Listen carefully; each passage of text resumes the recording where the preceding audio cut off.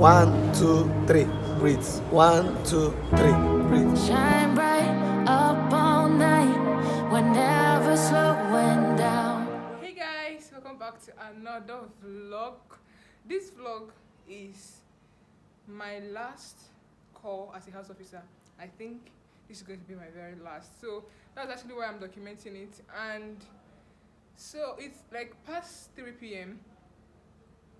which means that call starts from 4 p.m. So I've just been excused from my unit by my lovely registrar to come and rest to like 4 p.m. and then I'll come back and start my call. So that's what I'm going to do now. I just got back from work now. I'm going to just eat. I'm so hungry. I'll just eat, then take my bath, change into my scrub, and then go back for my call. So yeah, this is most likely my very last call as a house officer. Wow, time flies. I remember my very first call. I'll link it here or here. My very first call on this job. This time around, this is most likely my last one. That's why I even decided to vlog, because I've been so tired. Hence why I'm even starting the vlog now, because I've been too tired to vlog. But yeah, see you guys later.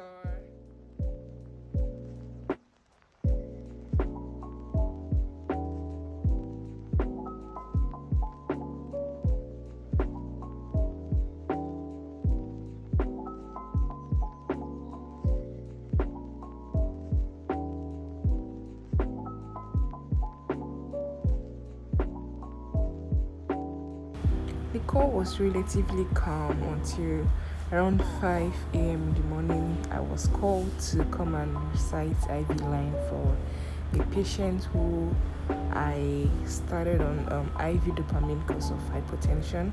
That's why I came here today. And now I am done with my sugar rounds, which is literally going around the wards and checking blood, fasting blood sugar for the patient. Hey guys. Good morning, ma.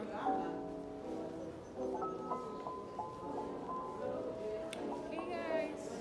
So you guys, I am already counting down. I am counting down to the end of Housejob, and today is Friday, right? So next week Friday I will start. Like next week Friday. Next week is my last week in internal medicine and Housejob on the whole, because I took terminal leave, and next week, after next week, I'll enter my terminal leave. And terminal leave means like end of your posting leave. So next week is my last week. I hope you understand what I'm trying to say, Shapo. And I did my presentation today, and it went really well. Like, I'm so happy. Like, it went really well. Like my departmental presentation. So in this internal medicine, before you leave the department, you have to present a topic. So if you enter, they will give you a topic. So I literally put together my topic in like 2 weeks, because I had unit presentation like earlier on, so I couldn't get into preparing my departmental presentation until I was done with my unit presentation, which took place like roughly 2 weeks, 3 weeks ago. So yeah, I just presented today, and it was very good. Like, God just helped me, and I'm so thankful for that. So today is Friday, and I'm in the clinic right now. I'm waiting for my consultant to come so that we can start. Other people have started already, like other members of the unit have started the clinic, but I'm going to be staying with my consultant, one of my consultants. So he hasn't come yet. He's around though, but like I guess he has some other things to do. So once he comes, we can start our own clinic. And yeah, this is Friday. I have nothing planned for this week, but I'm just excited, and I'm going to just keep vlogging these last days and keep you guys updated. You guys, that last call I vlogged. I barely vlogged during that call. That call was horrible, but like not horrible because the call was like stressful, horrible because I did the call with someone that, I don't want to say horrible person, right? But like honestly, like the registrar that I did the call with. But thank God, you guys, you know that I gisted you guys about how my house job days, there was this registrar that I was on call with that like was talking down at me and all of that, and then I had to confront her after the call, and then she apologized, right?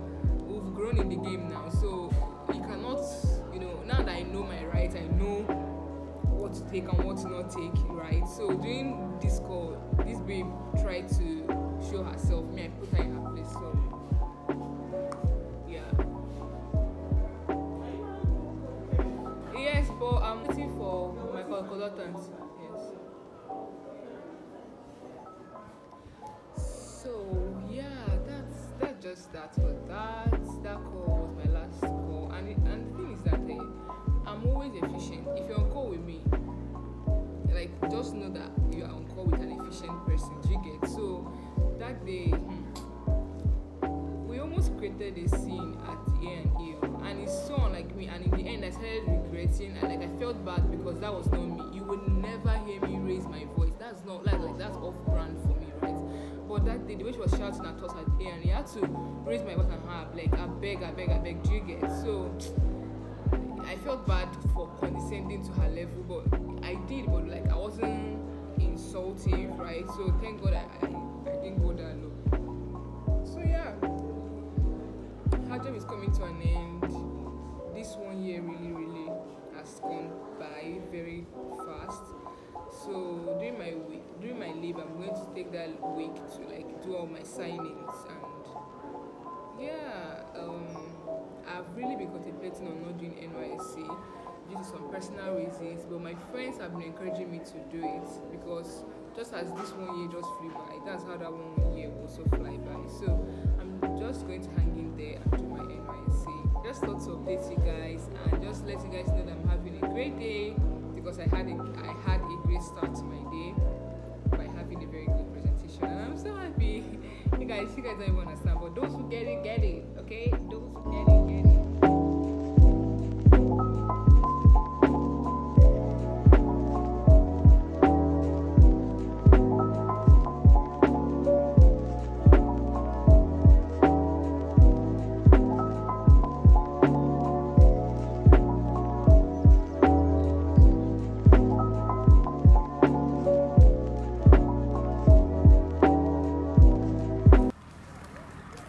Hey guys, good morning. So today is Saturday. I think the last time we saw was yesterday. So I'm going to, there's this thing that they organize for house officers. They call it wow, this place is just looking nice. So they call it, I think, skill acquisition something. So they're going to teach us neonatal resuscitation, suturing, and what was that? POP application. So yeah, that's where I'm going to now. ABCDs of resuscitation. So you are called, the baby is delivered, handed over to you, say go ahead and resuscitate. Okay? First thing we want to do is to ascertain, is this patient stable enough to go to the mother to start breastfeeding. If this patient is vigorous, has good muscle tone, the color is good, it's pink and it's crying, baby take the mother, put mother to baby to breast. That's it. Okay? If this baby is born and is not breathing, the color is not pink, just from the appearance is not pink, has extremities that are blue, the pulse rate is less than 100, that's 1, or absent, that's 0. Okay? Before I was talking of G grimace, that's when you want to suction. You now see the face, the response to something like that. Does the child squeeze the face, grimace the face, that's 1, or does the child sneeze, that's 2. Okay? Activity, of course the child is vigorous, I used to tell vigorous. The child comes out, child is crying. Very vigorous. Or child is just sleeping. That's 1.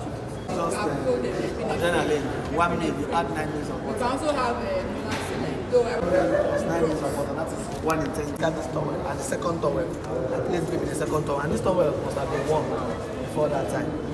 So when I place the baby in the next towel, and the baby is not yet crying, The next thing I look at the airway, ABC. Does this child require resuscitation? Are there secretions in the airway? This is my pulse range. I press out, I put socks, I discard. I press in again, it sucks, I discard. As I discard it, I compress it again. So I suction the mouth before the nose because the mouth is bigger than the nose. And more secretions are likely to occur in the mouth than in the nose. So it's the mouth first before the nose. Okay, so if the child is crying, I'm very clear, you don't need to suction. That's the teaching. Because suction is to clear the airway. So if I've done that and the airway is clear, if you have those other suctions, we advise people don't push deep. Just suction the airway for it to go. You don't need to enter inside the trachea. So I'll suck the mouth, then I'll suck the nostrils, depending on what I have. But if I have this, it picks it, I discard it. It picks another one, I discard it. That is the method. So airway is done. I'll now check, is this child able to breathe? If this child is not breathing, the first major step in breathing, having done the tactile stimulation, ideally the patient should get tactile stimulation. We flick the soles of the feet, flicking, okay, and gentle rubbing of the back. That's the stimulation, tactile stimulation. Having done that, clear the airway, this child is still not breathing. The next thing we proceed is to bag and mask ventilation. Bag and mask ventilation is the single most important step in resuscitation. That is if you don't have anything. I'll get the appropriate size before delivery. If the pen baby, look for the size that will cover the pen baby, cover the mouth and the nose, not the eyes. Okay?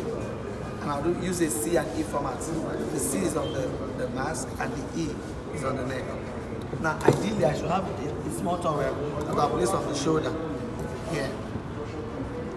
Small towel. So that it will make this neck just slightly flex, not extensively. If you flex it extensively, to close the airway. So as I resuscitate the patient and I bag the patient, the chest is not moving. Know that the extension is too much. You adjust. Just like sniffing, those are sniffing their hand. Just do the nose like this. And take small. So the process of just bend extension, small extension. So having done that, this is in the C. Why the E? This one is to extend the neck. So what do we do? One for each. The thing is breathe 2, 3, breathe 2, 3, breathe 2, 3, breathe 2, 3. Now I breathe, I count 2, 3, breathe again. Okay, someone has used the acronym and 1 and 2 and 3 and breathe, and 1 and 2 and 3 and breathe. 1, 2, 3, breathe. 1, 2, 3, breathe. So that you can always time. Breathe 2, 3, breathe 2, 3. 1 and 2 and 3 and breathe. 1 and 2 and 3. So that in 60 seconds you must have got it. The respiratory should get between 40 and 60. Almost the same respiratory rate. Let me say again. The bag and mask ventilation is the most important step. So even if you are not buying anything, you want to buy, I'm going to buy this like just have a bag and everything. To save. If you go to a center and you don't have bag, you buy. This thing is not costing. This thing is about 3.5 in the market. To buy, it's about 3.5. Can you describe the parts of this? So this is the mask. Okay. This one doesn't have a pressure. This is the valve, pressure valve. Ideally, this is normal. If I put pressure on this against my hand, the valve will pop up. In a typical normal valve, if I just close my hand and press it, pressure will say what is happening. The valve will come up. Okay? You should have a manometer here that shows this video. Now this is the oxygen inlet. So if you have a tube that you can connect this thing to a cylinder, it makes this thing deliver 40% oxygen. If I'm just bagging this normal bagging is 21%. Okay? So when I put 100% oxygen here, it increases it to 40%. For those that have an oxygen, this is an oxygen chamber where you can connect an oxygen reservoir. If there's an oxygen reservoir with this, and there's an oxygen connected to this, it gives the child 100%. Oxygen to be just like it looks like a small tube that is coiled. That's the reservoir. So if you're in a place where you have it, it's okay, but if not, you can get a tube. How do we get this tube? Let me teach you. I've not wasted so much time. See this tube. Get an oxygen tube. Cut. remove this one. Go to the end of this tube and remove this thing. Carry the end of this tube and put it. You have constructed an oxygen tube. Because when you are looking for the tube, that a plain tube that can enter inside this, can enter here and enter your oxygen, you may not see it anywhere. You say, give me oxygen tube, they say we don't get. With this one you have, you cut one. You need 2 of this type of. You need 2 normal nasal. This is the second one. You just cut this Cut head, this head down.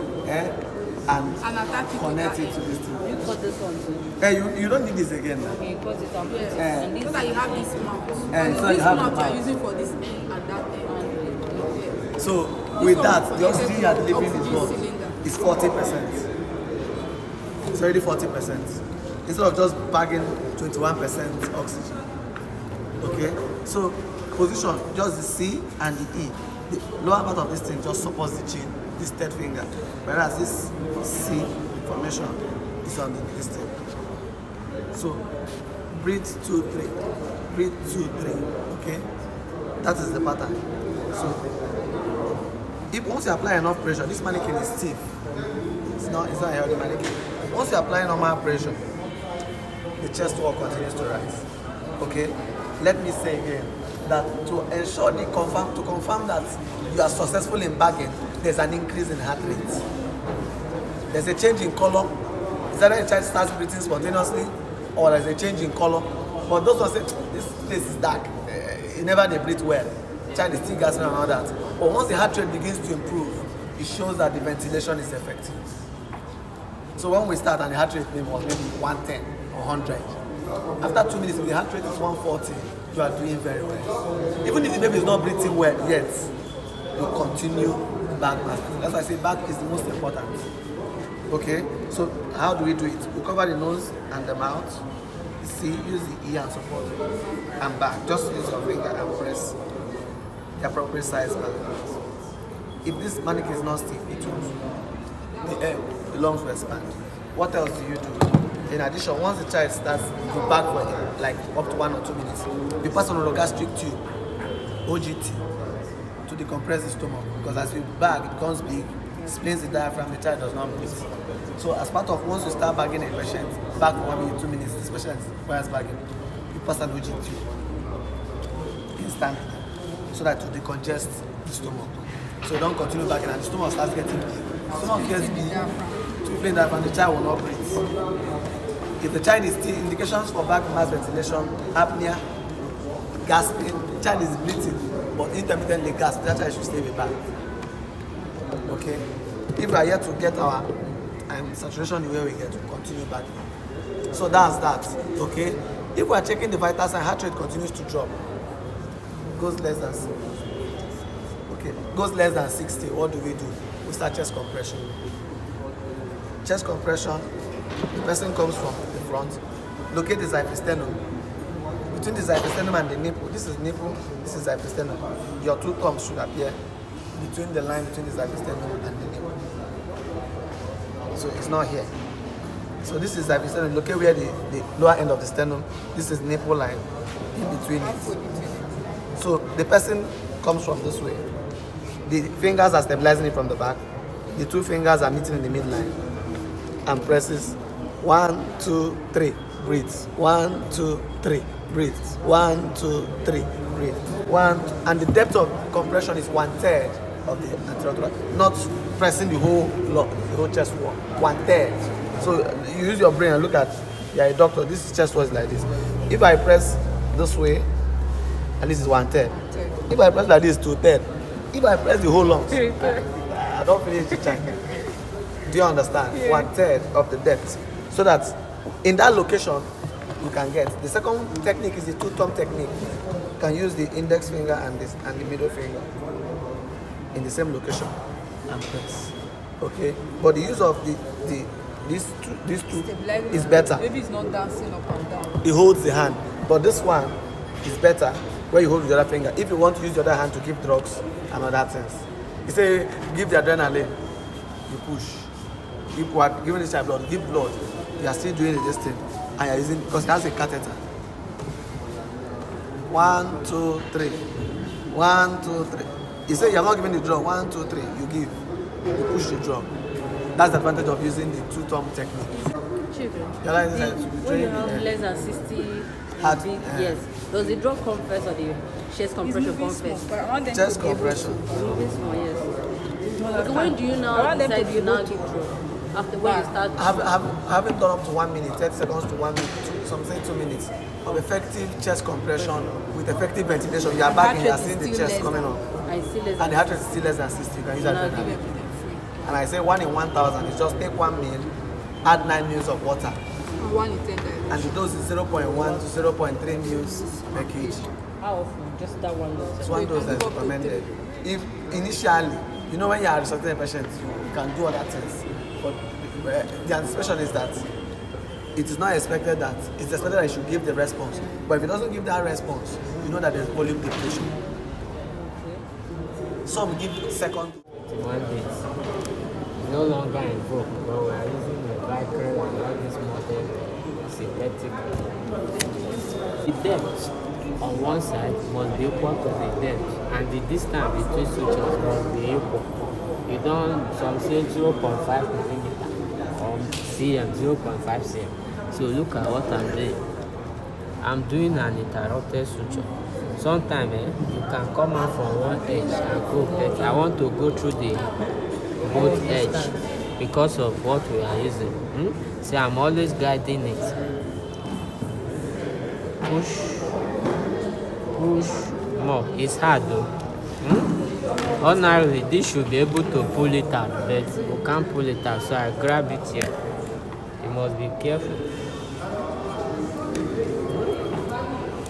Now, I want to make a rift knot. Rift knot.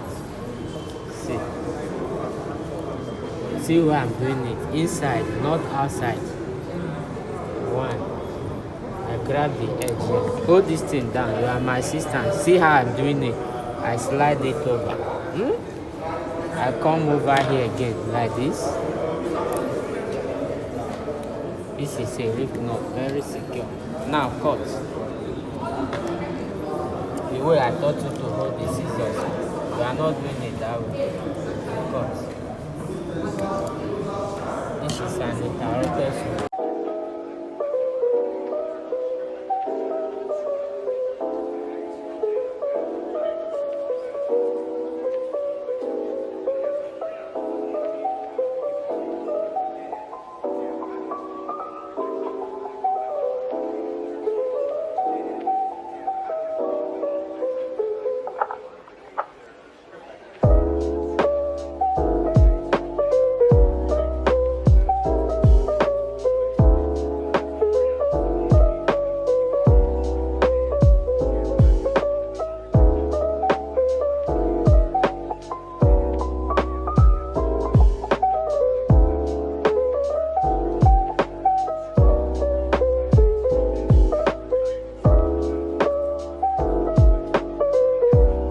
Guys, this vlog was getting way too long, so I had to cut it here to continue in next week's video. So please subscribe if you haven't, thumbs up this video and share with your friends. Okay, thank you.